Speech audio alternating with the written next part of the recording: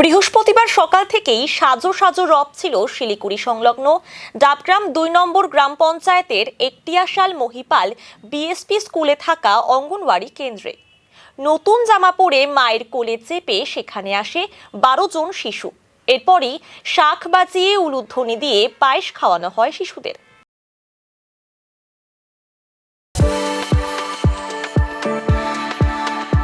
We are the dreamers, the achievers, and the leaders. Come, join us today.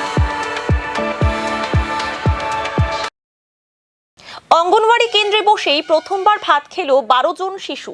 শাঁখ বাজিয়ে উলুধ্বনি দিয়ে শিশুদের ভাত খাওয়ালেন অঙ্গনওয়াড়ি কেন্দ্রের কর্মীরা।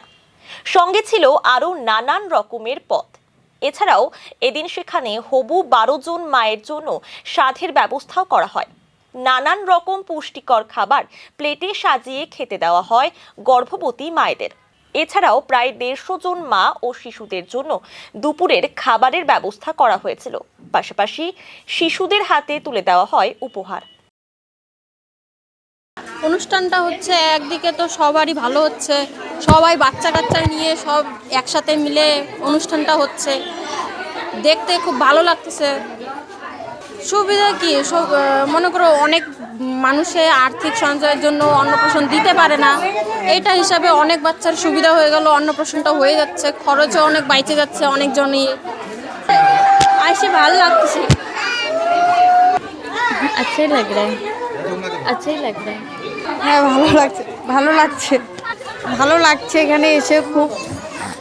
সেন্টারের আমাদের একটা আছে, আমাদের প্রতি ৩ মাস অন্তর বাচ্চাদের মানে যে বাচ্চা ৭ মাস হয়ে গেছে, মানে ঘরে মুখে ভাত যার হয়ে গেছে, সেই বাচ্চা যে এতদিন আমরা ব্রেস্ট ফিডিং করতে বলেছিলাম, এখন যে ওদের আধা শক্ত খাবার দেওয়ার দরকার, সেটা আমরা ছোট্ট একটা প্রোগ্রাম করে ওদের দেখাই, ওইটা হয়। আর গর্ভবতী মায়েদের যে এই সময় কি সুষম খাবার খেতে হয়, এই সব যে খাবার আমরা তো অতটা জোগাড় করতে পারিনি, ওই ব্যাপারে ওদেরকে একটু ডেমো দেওয়ার জন্য ওদেরকে প্রোগ্রামটা করি।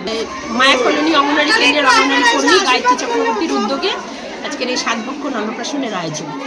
এটা আমাদের সরকারি নির্দেশ থাকে, আমরা বছরে ৪ বার অন্নপ্রাশন করাই, কিন্তু সরকারি নির্দেশ অনুযায়ী করতে গেলে আমাদের সেই ৪ বারের একবার ডিসেম্বর মাস ছিল। যেহেতু মানে ডিসেম্বর মাসে আমাদের সার্ভে থাকে, সেই জন্য আমরা একটু অপারগ হয়েই ৩টে দিন আগে করলাম, কারণ হচ্ছে ডিসেম্বর মাসে আমরা একটু ব্যস্ত থাকি। করবার জন্যই আর কি দপ্তরের কাছে আমরা ক্ষমা প্রার্থী যে বাধ্য হয়ে এটা করতে হবে।